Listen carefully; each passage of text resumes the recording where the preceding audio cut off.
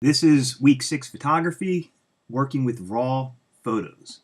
So the first thing we're going to do is I'm going to copy and then paste my file, and I'm going to call this one black and white, no spaces in between it. So now I've got what's going to be the color one. I'll rename this color. So now I'm going to have two separate raw files. So I'll also have two separate XMP files as well. So I'm going to open this with Photoshop, and then I'll open the raw editing software.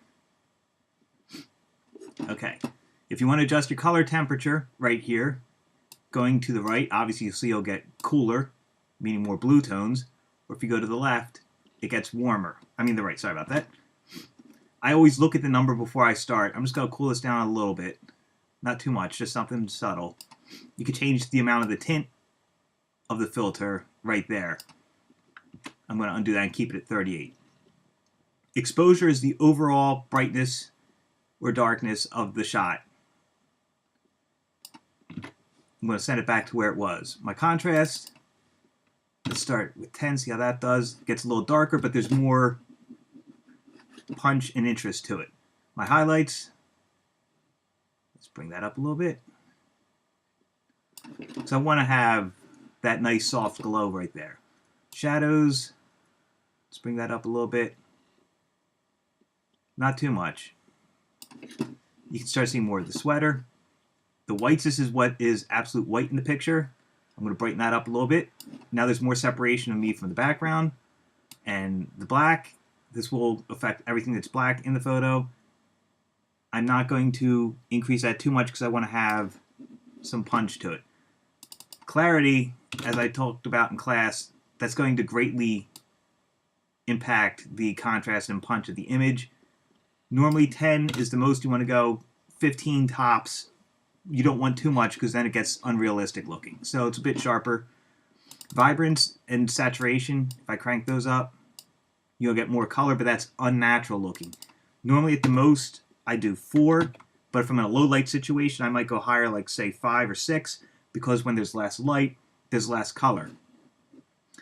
Now, this next tab, you got your parametric or your point, whichever way you want to work for your curves.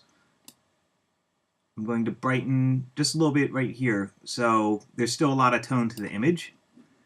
And also if you want to change an individual color channel like I talked about before, red, have less red in the image, a little bit more green in your highlights and your midtones, that's where you would do it, but that's not what I want, so I'm not going to do it. Sharpness, watch out for that. You don't want to go too high. I'm going to try 30 and 30. You go too much and you get a lot of grain and it looks unrealistic. I'll show you what that looks like.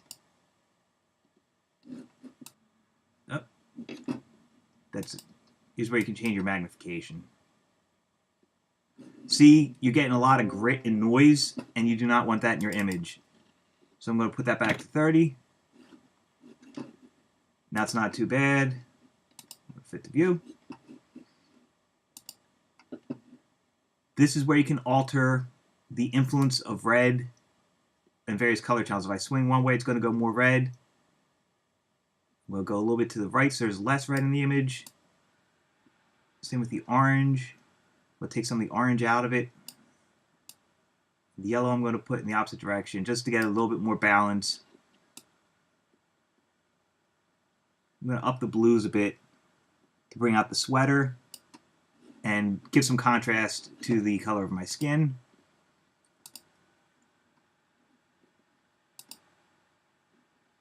Lens correction. You see a little bit of vignetting around the edges. If you don't want that, you just click on lens correction. Now the image is less distorted. It's more natural looking. This is where you could add effects in the effects tab, such as grain. Like with old film stock, see some grain starting to appear. You could also affect the size of the grain and the roughness. So I'm going to undo all that because I don't want that. I'm just showing it to you.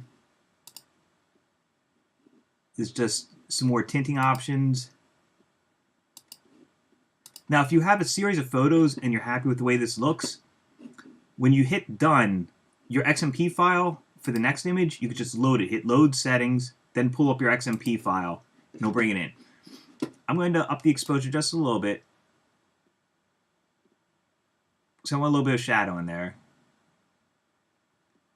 And this is about done for where I want it. So what you're going to do for this is you'll hit done. There's your XMP file. So when you hand in your project, you'll have your color one plus the XMP in the folder. Now the black and white, I'm going to demonstrate. I want you to look at it differently and try and get as much tone or however you want to do it. But as I said before, you can load the file that you worked off of. Right there. That's my XMP file. Okay, now for the black and white, I'm going to get rid of that. Now if you want to do a more subtle thing for your color, like I said, you can tone down your color if you want. Do something like that, a nice soft look. But for this, I'm going to go black and white. Let me try something out real fast.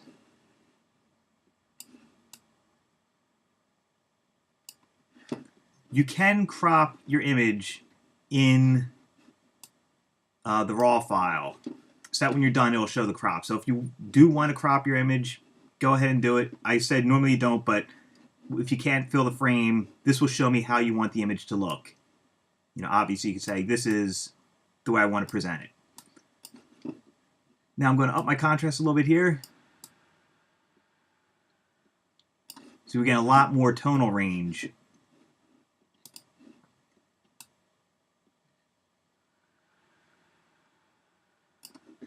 Just slightly. See if I make the darks a little bit darker, bring up the whites a little bit, just adjust the exposure a little bit.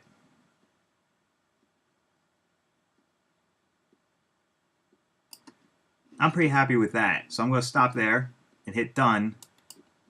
Now I've got my raw file and my XMP, my other raw file, and the XMP for it. So that's what you're going to submit to class. And when you take your selfies, remember 2 different lighting situations, a bright light situation and a low light situation. Keep in mind light in the composition. It's not so much as, if you want to put it against a nice background, like you're in a nice scenic part of the campus or something like that, go on ahead. But the one thing I'm going to be looking for is light, and you're going to do black and white and color for your selfies.